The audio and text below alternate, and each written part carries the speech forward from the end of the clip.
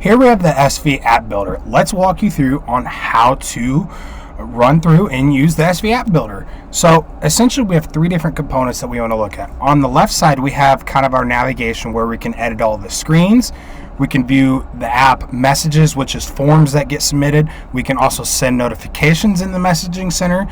You can view your app analytics right here, app users. You can edit your style of your app from the colors, the typography, which is just the fonts, the sizing, the radius of borders, all of that type of stuff. And then you have your settings, which you can typically you will not use the settings too often, as this is mainly for your initial publishing, or if you're going to update your app, this is the things that you could come in here and update, but generally you will not use the settings too many times. Second thing we want to look at is here in the middle where we have all of our navigation and all of our modules that we can implement and use to build our app. Any changes that we make inside of here will publish to our live app. And as you can see on the right side of the screen here, we have an app previewer. So you can actually load up your app or whatever app you're working on and then log in if you have it restricted to requiring you to log in, and then essentially see your app live. So this way before you can test things essentially. Let me go ahead and log into this app.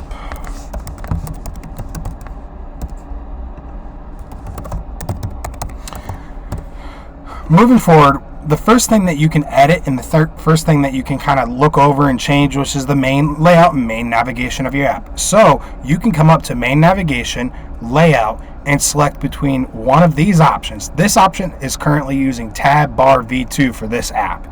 So the navigation is this style. So any changes that you make in the app builder, remember, will currently work and publish to your live app. So you can run through the simulator and test everything essentially before even publishing live or before kind of marketing it. That way you can look through, see how things are doing. And this simulator is mainly used for when you're building your app for the initial time or the first time.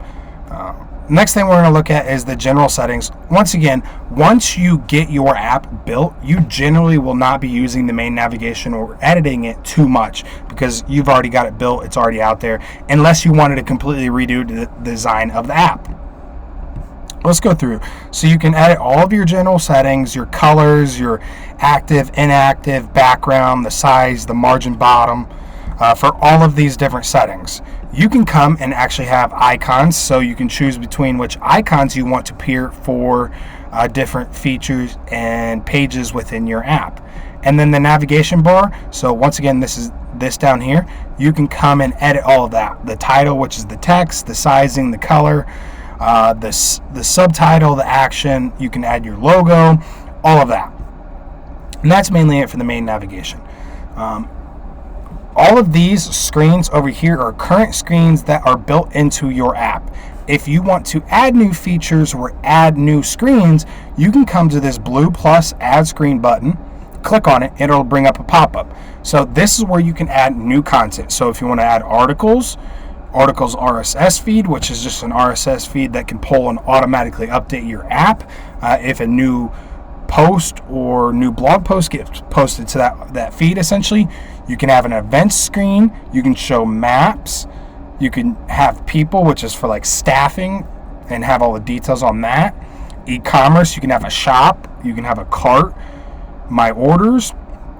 And then inside of forms, we have forms builder, contact form, incident report, newsletter, reservation, subscriptions, suggestions, Typeform. Typeform is where you can actually embed Typeform into the app. So if you've ever used Typeform, it's kind of like one of the most amazing form builders out there and advanced form builders out there. And you can actually build a Typeform and embed it directly into the app. Social, so you can have a chat room, you can have a chat between users. You can have link your Facebook, so all your photos will come through. Same with Twitter. You can link your Twitter feed. You can have a radio, photo gallery, playlist, podcast, radio streaming, video stream, YouTube, so you can showcase a YouTube gallery. A click to app. So a click to app is if a user selects that option, they will be redirected to somewhere else in your app, depending on how you set it up.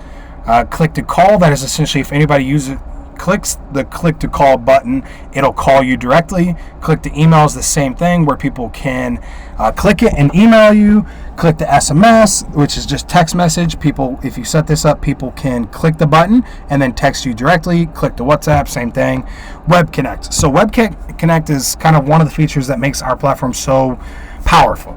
Any website that is mobile optimized, meaning it can scale down to mobile screen sizes, you can use this Web Connect feature and actually embed that website link directly into your app. That way it stays all within your app. This is useful for like payment integrations, where you can take payments that way.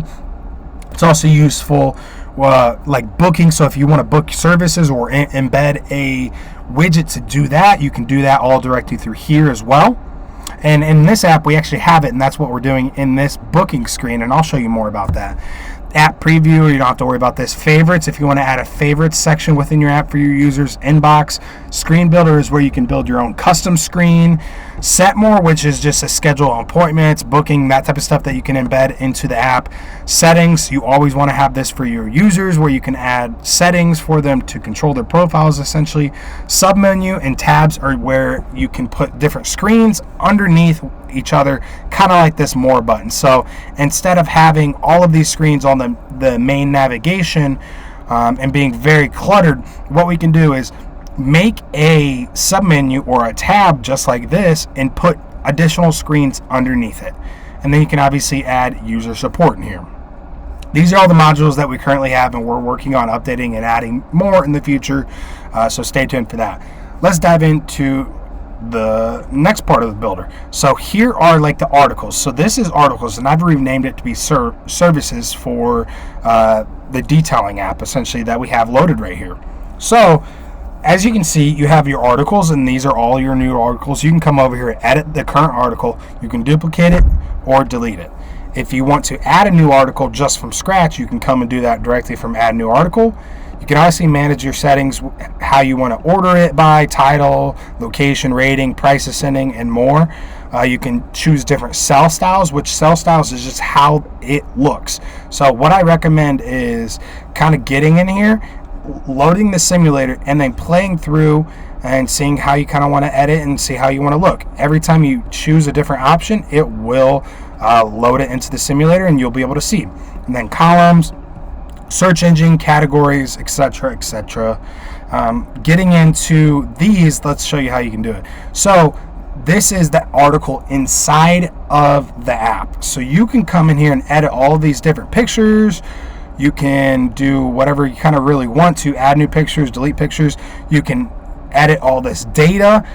Essentially all of this is info and different text that I have put into this app for users to see. Essentially, you can come in here and add additional ones by scrolling to the bottom, add element, and you can then come and add all of these different elements.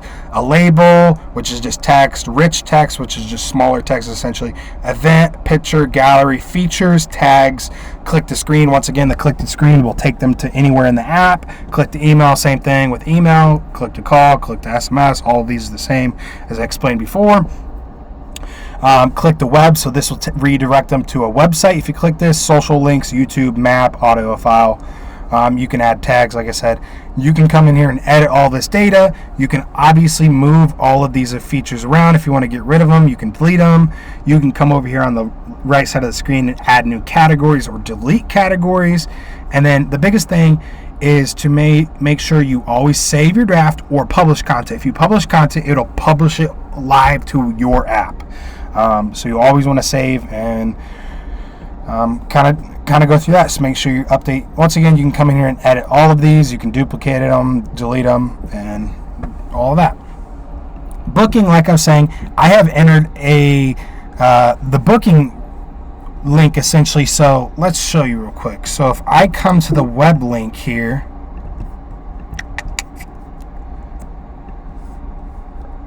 let's see, copy it. This is what we look like on the website. So this is actually through Square, and all I did was essentially copy the link and I embedded it into the website URL using our Web Connect feature. And then you essentially hit save, and it'll automatically load it into your app and be mobile optimized. The more is where I was coming into tabs where you can put more screens underneath that. So here we have contact, so you can come in here and configure. You can open your form editor. You can edit the form, what all the info you want to collect. Make sure you click save and close. Then you can edit the welcome screen. You can also edit the finish screen and where you want to receive submissions, what emails. YouTube, you can link your YouTube gallery. Facebook, you can connect your Facebook so it'll show photos, videos, or events.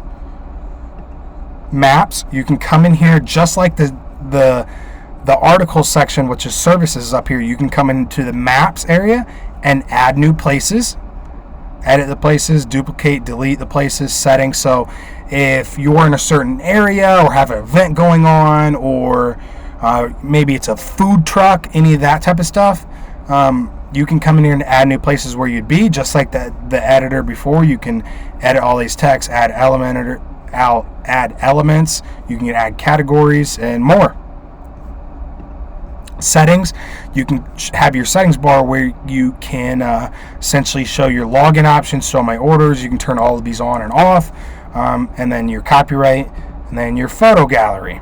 So your photo gallery, you can also have, let's get into messages. So messages, like I said before, is kind of where you can send, manage, and kind of control all of the chat support that comes in through your app, your users, all of that type of stuff. You can kind of view that type of stuff. So let's go in here. For example, I can see the data on this specific user, password creation, last seen. You can disable them. You can make them a notification test member, an app admin member, or you can just delete them completely. So in your messaging center here, your outbox, this is where you can come and send push notifications. So you can come in here and send a header. So if you want to add an image to the push notification, you just do it right here. Remember, these images are going to be very small, so you don't want to have super high res or super large photos because they're going to be small on people's phones. You can create a title. So let's just say new push notifications test. You can make a title, whatever you want to say, and then it's going to be test. I'm just putting random stuff right now. You can come and create body text. You can also add a button action. So you can make, you don't have to do this, but you can open app screen, open app content. So if you want to send a push notification and open an app content, you can do that here. Make a phone call, open URL, which is a website. And this is kind of how you send push notifications. This is where you can send it to only test users, or you can turn that off and send it to all groups, and you can create additional groups. You can also send it by Android only or iOS only, which is Apple, or both at the same time. You can also schedule it for a later date and time. If you do that, you're going to want to make sure schedule, and that's kind of where you'll see it. You'll see all of your old push notifications appear right here, and you'll see the status, open, click, the recipients, sent, schedule, actions on it. Chat support, if you receive any messages, you'll be able to come in here if you have chat support and actually reply directly back to the user from here. So if anybody has a questions, you'll be able to answer it from the chat support, and this will send directly to their mobile phone. App analytics, this is where you can see your installations, your online, your platforms, your versions, and you can kind of see just all the app analytics, and then as well as the user's data.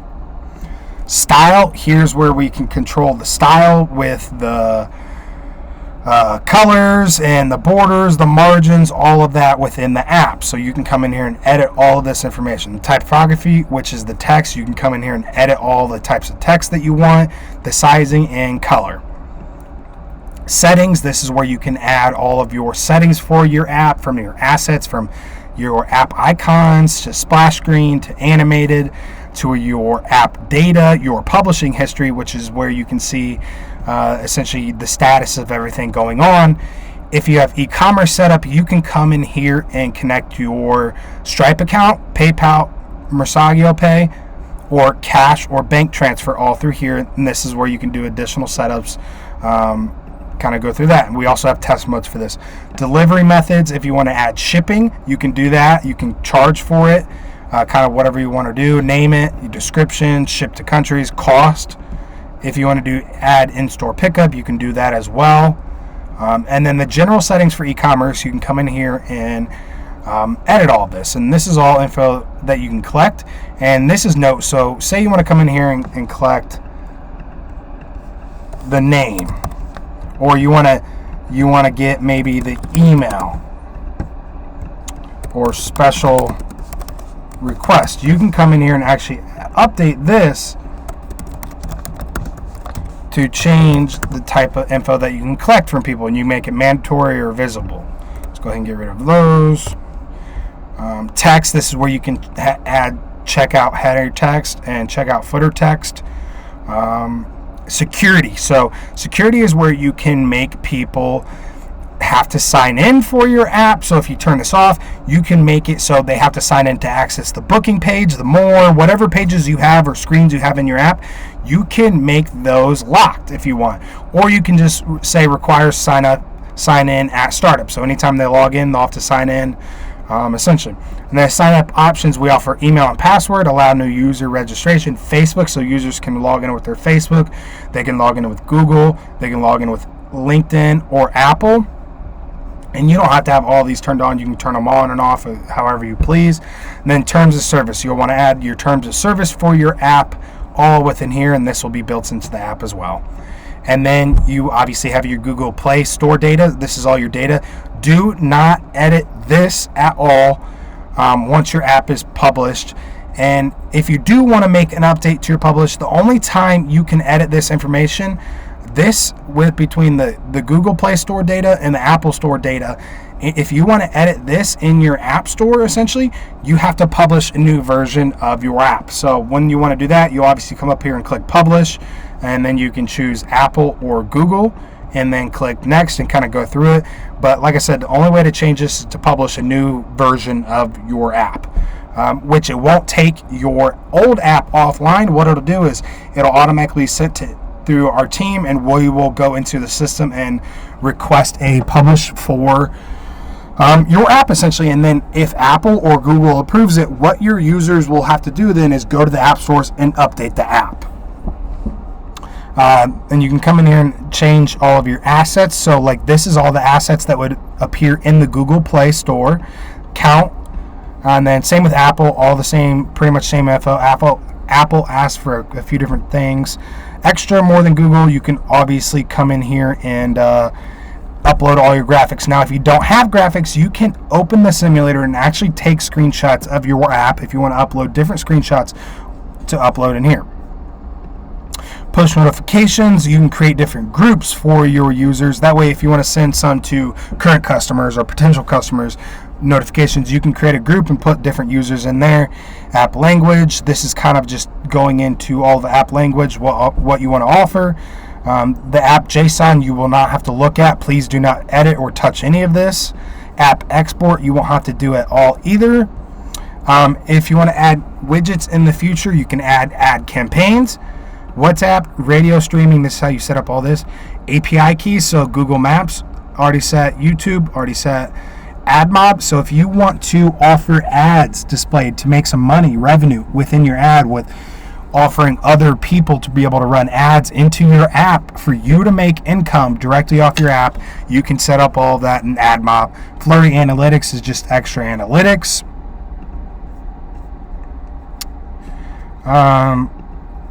And that is basically it for the most part. We have a help center. If you click here, it'll obviously redirect you to this blog that you'll be able to come into. If you want to publish a new app, you can come in here and publish app, and then go through the process. If you want to learn more about your account, you can come in your account, your current plan, your cloud storage, kind of edit all of that. And that is basically it for how to use the SV App Builder. The other thing is, if you want to create a future application or future app, you can come up to My Applications and then essentially create a new app and select from one of these templates or start from blank. And then it'll load up and you'll be able to build your app essentially. And that's going to be it. If you have any questions, please feel free to reach out at any point in time.